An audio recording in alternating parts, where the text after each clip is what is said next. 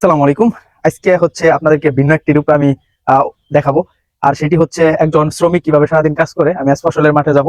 তো আপনারা দেখতে থাকুন ফসলের মাঠে আমরা কিভাবে কি কাজ করি, এবং আমি ফিল দিব যে আসলে তারা কতটুকু কষ্টে কাজ করে, এবং কি আমি আপনাদের সাথে সেটা শেয়ারও করবো। তো চলুন আমরা যাই।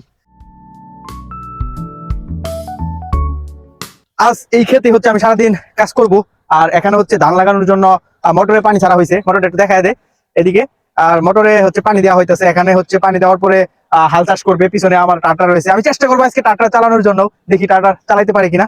তো আমার এই ভিডিওটা আপনারা দেখতে থাকুন, মজা পাবেন অবশ্যই। আমি এর আগে কখনো এইসব ফসলি জমিতে আসি নাই বা কাজ করি নাই। আজকে আমি প্রথম আসছি, এবং কি ফিল নিব আজকে।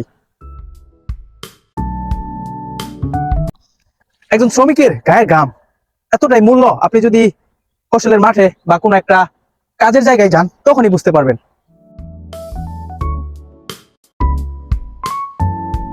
এই কৃষকের যে কাজগুলা, এগুলা মোটেও সহজ না। কারণ আমি দেখতেছি যে মাজা বাঁকা করে এই হাতের উপর প্রেসার দিয়ে একজন বৃদ্ধ বাবা এবং একজন বয়স্ক বাবা যখন কাজ করে, হয়তো দেখতে সহজ মনে হয়, কিন্তু এটা আসলে মোটেও সহজ নয়। আমার অল্প একটু কাজ করে আমার হাত ব্যথা করতেছে, মাজা ব্যথা করতেছে। যাই হোক, আমি পারলাম না আজকে আর সারাদিন সেখানে থাকতে। কারণ অনেক কষ্ট ভাই।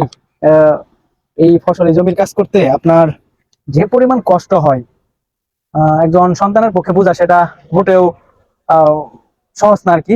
যাই হোক, আহ, আমার হাত ব্যথা করতেছে, মাথা ব্যথা করতেছে এই অল্প একটু কাজ করে। আর যারা সারাদিন এই কমর বাঁকা করে কাজ করতেছে, তাদের কতটুকু কষ্ট হইতেছে একবার চিন্তা করুন।